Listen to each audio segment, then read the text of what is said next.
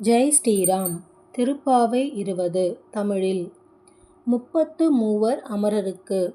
33 கோடி தேவர்கள் இருந்தாலும் அவர்களுக்கெல்லாம் முன்னதாக சென்று பக்தர்களின் துயர் துடிக்கும் கலியுக தெய்வமே, நீ எழுவாயாக.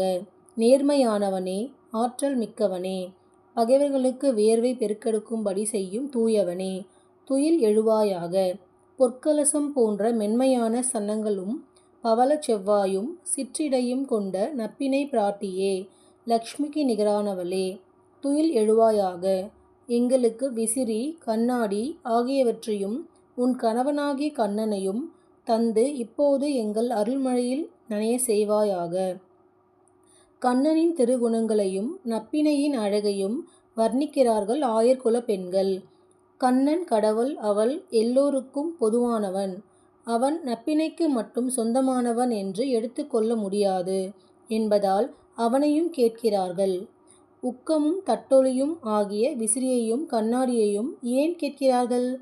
விசிறியினால் காற்று வரும், வீசுபவனுக்கு மட்டுமல்ல, அருகில் உள்ளவனுக்கும் சேர்த்து. நம் செயல்பாடுகள் நமக்கு மட்டுமன்றி பிறருக்கும் பயன் தருவதாக அமைய வேண்டும் என்பது இதன் உட்கருத்து. கண்ணாடி உருவத்தை காட்டும், ஆனால் உருவத்தில் ஒட்டியுள்ள அழகையோ அழுக்கையோ தன்னில் ஒட்டி கொள்ளாது. வாழ்க்கை என்றால் பட்டும் படாமலும் இந்த உடல் ஒரு வாடகை வீடு, இதை எந்த நேரமும் காலி செய்ய வேண்டும் என்ற எண்ணத்துடன் இருக்க வேண்டும்.